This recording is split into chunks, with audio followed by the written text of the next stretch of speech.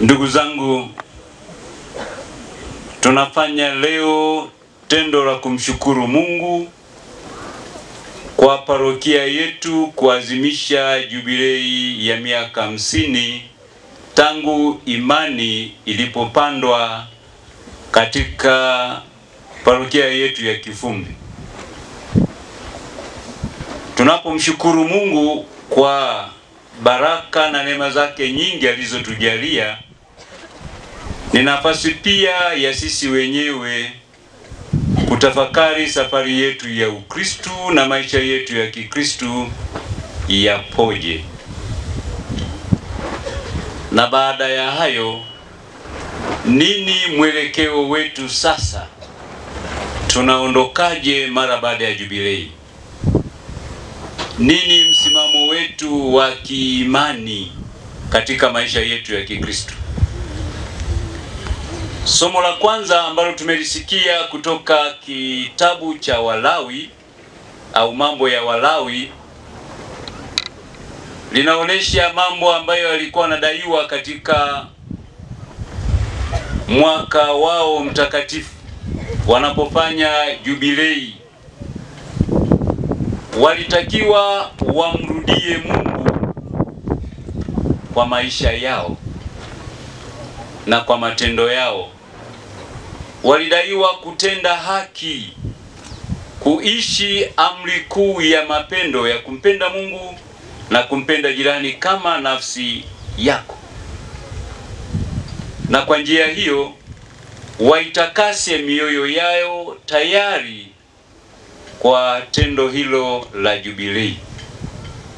Kwa hiyo jubilei kwao ilikuwa ni nafasi njema ya kutafakari maisha yao ya Kikristu na kuamua sasa kumrudia Mungu kwa maisha na matendo yao.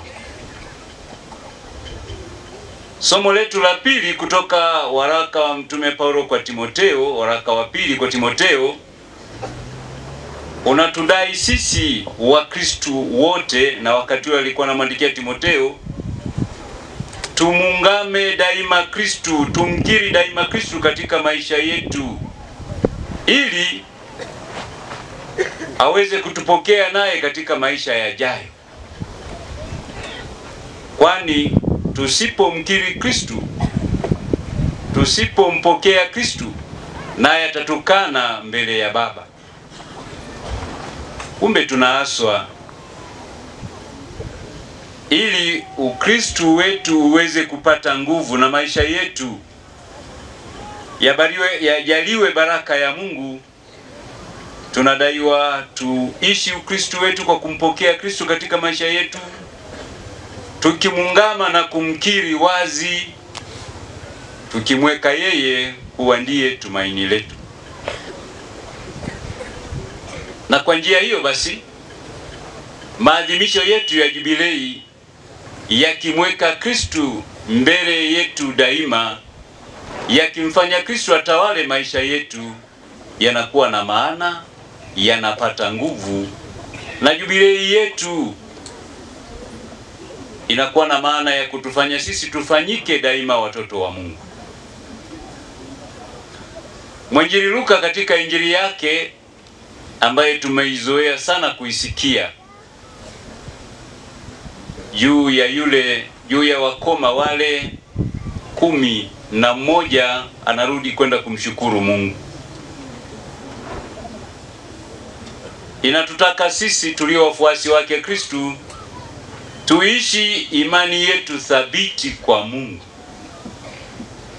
na daima tuwe na moyo wa shukrani wa kumshukuru Mungu kwa yale yote yanayotutendea. Pale mwandishi anatuonesha juu ya Wayahudi waliojiona kwamba wao ndo wenye haki, wao ndo wenye kushika yote vizuri. Hapo wanaonekana wameshindwa. Ni yule Msamaria tu aliyerudi mbele ya Mungu, aliyerudi mbele ya Kristu na kusema asante. Kwa hiyo tunaonywa na sisi daima tuwe watu wa shukrani, wa kumshukuru Mungu kwa yale yote anayotutendea, Kama ndo hivi basi, katika nafasi hii ya jubilei, tunapofanya jubilei ya miaka 50, wazo letu kuu liwe tumrudie Mungu kwa imani na matendo yaliyo hai. Tumrudie Mungu kwa imani thabiti na matendo yaliyo hai.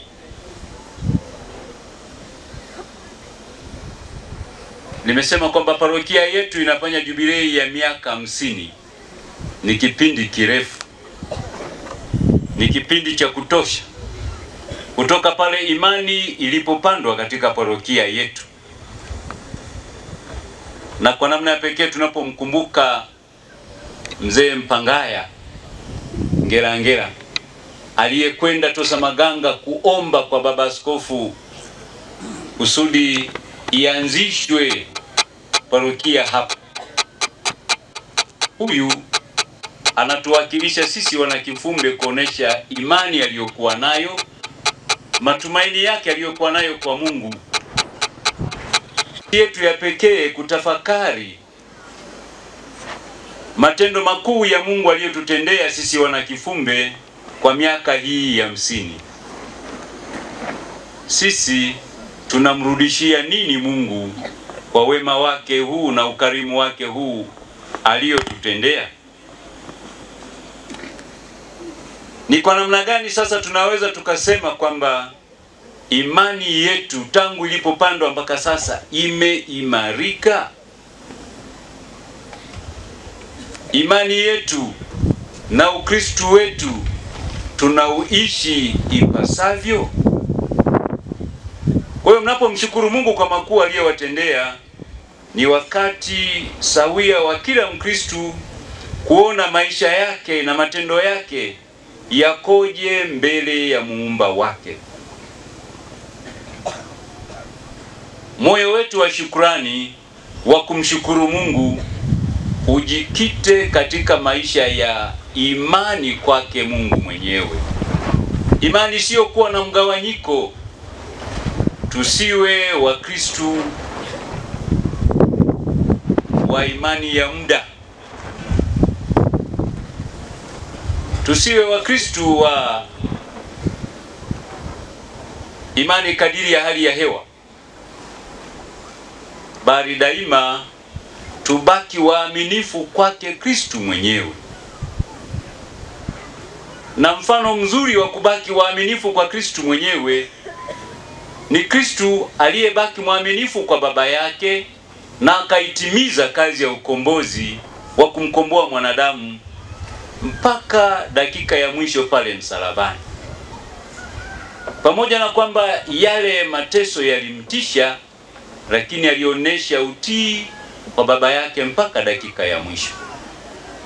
Ndivyo na sisi tunavyodaiwa katika safari yetu kama Wakristo, kubaki waaminifu kwake Mungu mwenyewe daima, kwa matendo yetu, maisha yetu na maneno yetu. Jubilei hii ya miaka 50 katika parokia yetu imeangukia pazuri kwa sababu mwaka huu pia kanisa zima duniani kote linaazimisha jubilei na kutufanya sisi sote tu maujaji katika matumaini. Kumbe kwa namna moja au nyingine, ninyi wana Kifumbe mmeingia katika safari ya maujaji wa matumaini katika jubilei yenu ya miaka 50. Tuko safarini wote pamoja. Tuweke matumaini yetu kwa nahodha wetu anayetusafirisha katika safari hiyo, ambaye ni Kristo mwenyewe.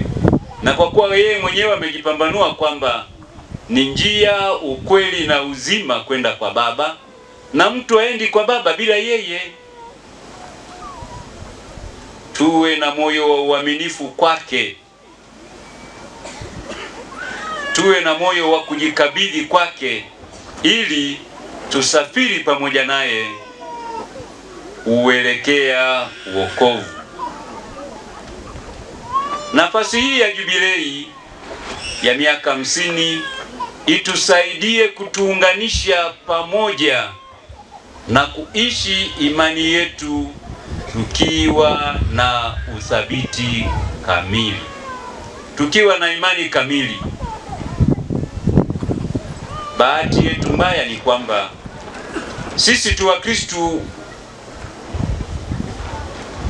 wa imani ambayo tukiwa katika mwendo mwema, tukiwa katika mazingira ya kawaida na mafanikio, tunaelekea kumsahau Kristo, tunaelekea kumwacha Kristo, tunarudi kule kwa zamani, tunarudi kwenye maisha yetu kabla ya Ukristo. Kumbe tukumbushwe kwamba imani tuliyoipokea, imani ambayo kwa njia ya ubatizo tumejaliwa kuwa watoto wa Mungu, tubaki waaminifu kwake. Yale ya zamani, mambo ya matambiko, mambo ya mila, sijui, tunakuwa waoga kuishi Ukristo wetu ipasavyo, yasiwe miongoni mwetu, yasiwe kati yetu.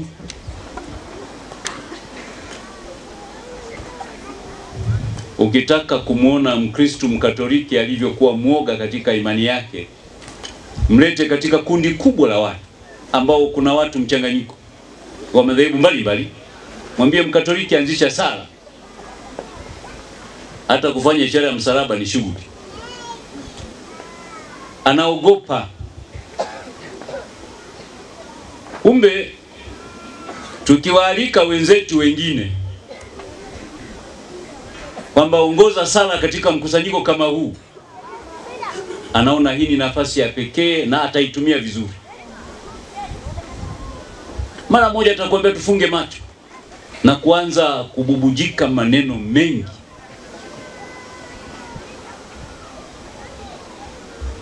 Nafasi hii ya jubilei, ndugu zangu wana Kifumbe, ituamshe na kutufanya tuwe imara bila woga katika kuiungama imani yetu.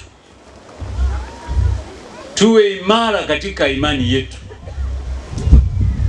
Kama somo la pili lilivyotuambia, tukimuungama Kristo, naye atatupokea mbele ya Baba. Tukimkana, naye atatukana.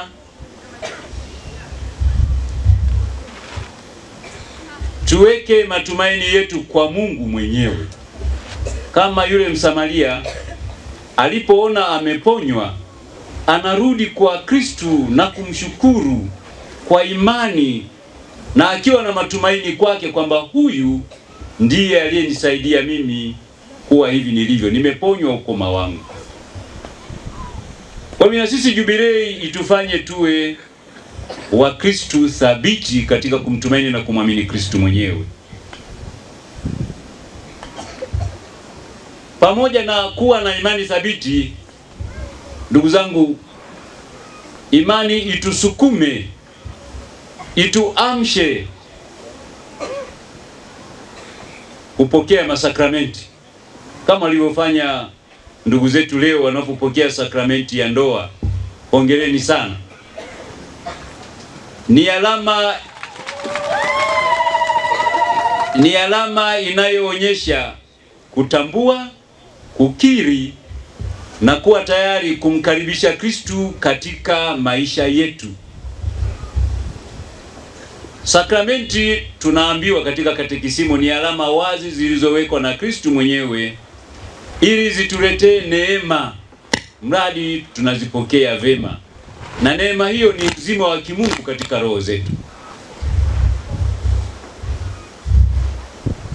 Ningemuuliza baba paroko, sijui angenipa jibu gani, au ningewauliza makatekista, sijui wangesema kitu gani.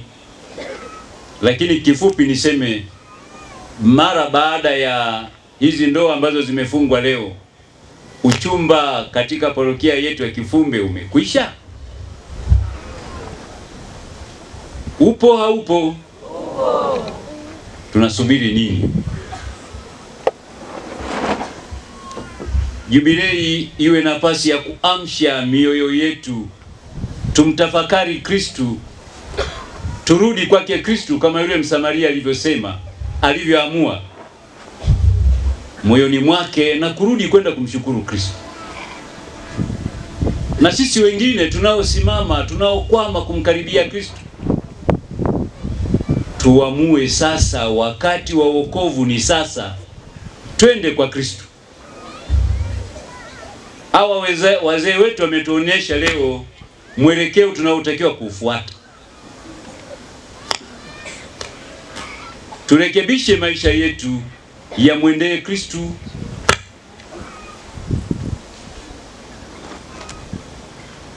Niwaambie ndugu zangu,